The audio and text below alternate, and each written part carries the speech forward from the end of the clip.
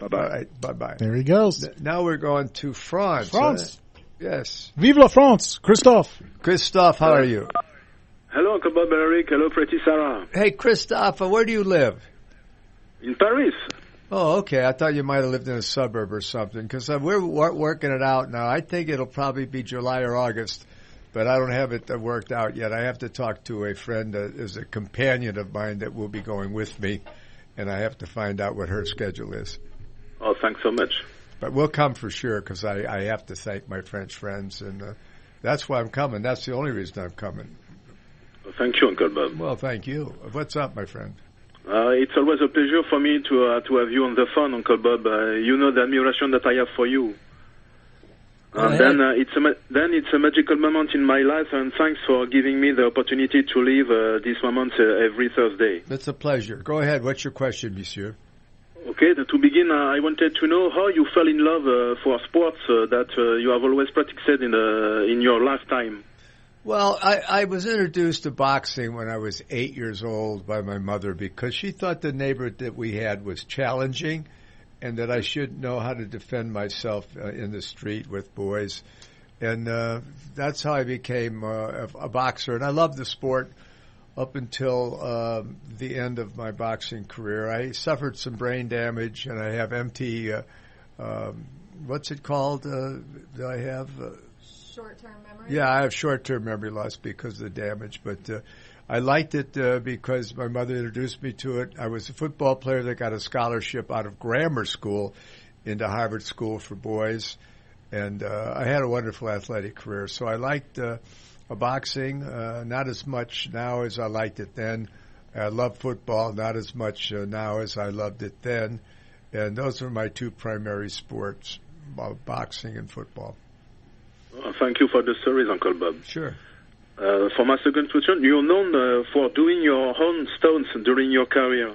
Yes. I want to know if you have considered become a stuntman at a point in your career, maybe at the beginning? No, I just became a stuntman because I thought I could do it as well or better. And we were doing an episode of the Wild West, and the stuntmen were choreographing it, and it took quite a while. And I thought it was going to put the show in jeopardy. The time it took to coordinate the stunts. I said, no, wait a minute, to the director. I can do this. And it was a guy getting knocked off a horse. And that was the beginning of my stunt career. And it lasted forever.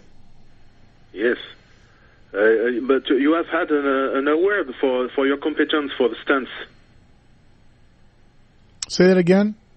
Uncle Bob have an award for his competence for stunts. Oh yeah, an award. Yeah, a Stuntman's Hall of Fame. The only actor in the Stuntman's Hall of Fame. I'm very, very, very proud of that. Okay, I have a little last question. In 1967, during the third season of the Wild West series, you played alongside Robert Duvall in the episode entitled "The Night of the Falcon." I wanted to know how did your collaboration and how did you meet him? I met him because he was hired to be an actor in that show, and when we met and we became friends, and that's how it happens. You know, these actors aren't people that you find somewhere in the street. They're people that are hired because of their agent, and then by the company, and then that's how you meet. So that's how I met him. Okay, Uncle Bob, that's it for my phone call today. A few words to conclude, please.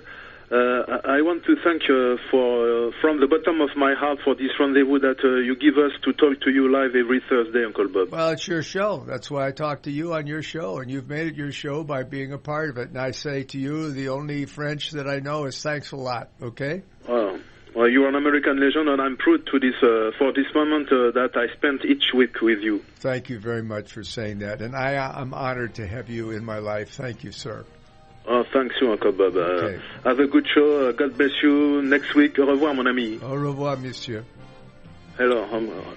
There he goes. Yes, okay. There goes good buddy Christophe from France. When we come back, more phone calls, and of course,